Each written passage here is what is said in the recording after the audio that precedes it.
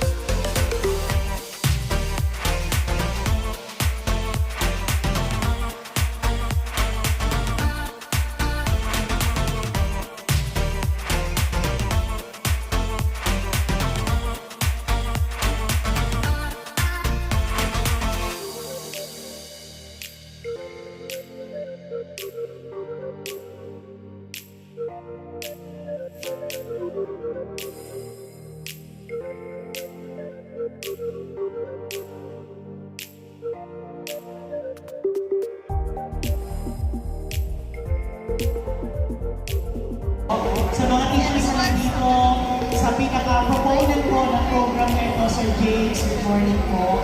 So, silong sa payong. Ang payong, students, ay ginagamit natin bilang proteksyon sa init ng araw. Ginagamit natin ang payong bilang proteksyon sa malakas na ulan. Mahina o malakas man yung ulan, gumagamit tayo ng payong. Pero my dear students, today, tatanggap po kayo ng payong. At ito ay isang simbolismo. Nais iparating ni Sir James at ng mga teachers ng Dr. Jose P. Rizal Senior High School na sa panahon ng mga kalamidad, kayo po ay may kasama. Katulad ng mga payong, kayo ay laging may kasama. Ano man ang pinagdadaanan ninyo, kayo po ay laging may kasama. To begin my inspirational message, I would like to congratulate first our paru-paro participants. Palakpakan natin sila for gaining the second place for the 2025 Paru-Paro Festival to strengthens me. Magagawa ko ang lahat ng bagay dahil sa pamamagitan ng Panginoon na nagpapalakas sa akin. At pinadali ng Diyos, yung katabi. Anong color ba yung gusto nyo? Ay, black, red. Blue.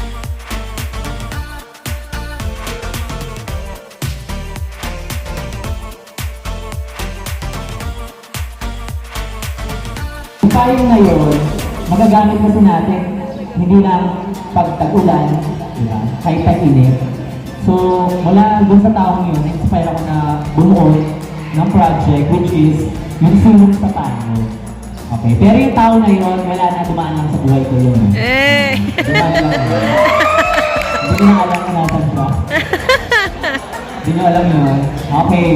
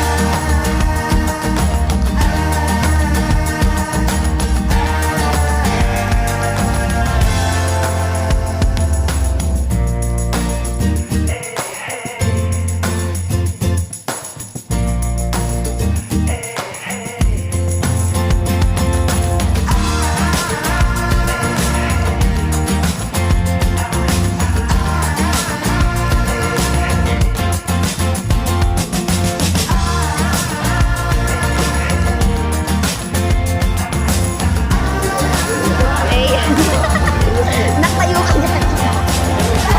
Hi, sir! Eya!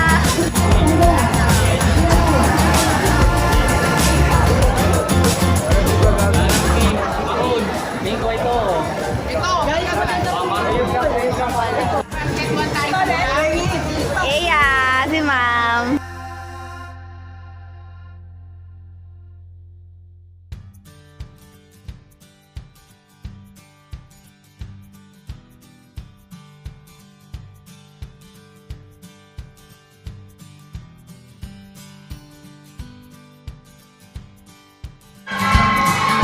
Eya!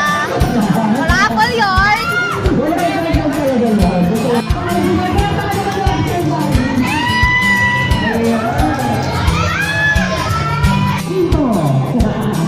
Standard ka na din! Nagdudugyan na ito dito? Wala! Tingnan ka ba?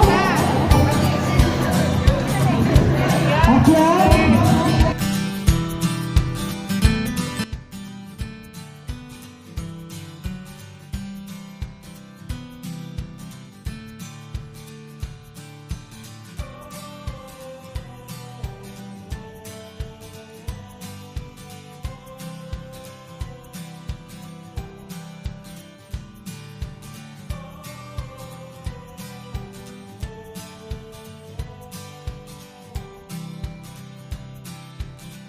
Napakalaking tulong po ng project po na S-Space, Silong sa Payo. Kasi po, halos lahat po sa amin ng student, especially po sa section namin, lagi po kami nababasa kapag naulan or di ka kapag mainit is bukod sa napaganya na po yung sa bulsa po namin is nagbigay din po siya ng isang sentimental value po na talagang matatanggap po namin lahat. Ang masasabi ko lang is unbelievable. At sabi ko to kasi manutulong tayo nito, lalo na mga estudyante na nawawalan ng payong or walang kakayang makabili ng payong. Ang sarap pala makatanggap ng simpleng bagay lang at may mga taong handang tumulong sa atin. Pag naniniwala tayo na ang proyekto ito ay talagang magpapatulong sa pasyente ng surgery.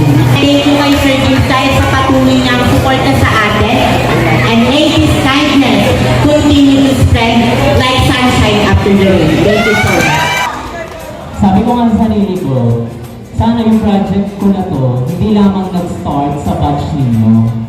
At hindi lang matatapos sa batch ninyo. Sana sa mga susunod pang mga taon, patuloy na magpatuloy yung pagbibigay natin ng libreng payong sa mga estudyante. Sabi ko nga, sana magtuloy-tuloy ito hanggang nananatili ako sa profesyon o sa larangan na pinili kong tahakin. Yes. Kaya sabi niya, sama-sama tayong sisilong sa pusong handang tumulong. Palakpakan naman ang liwanag.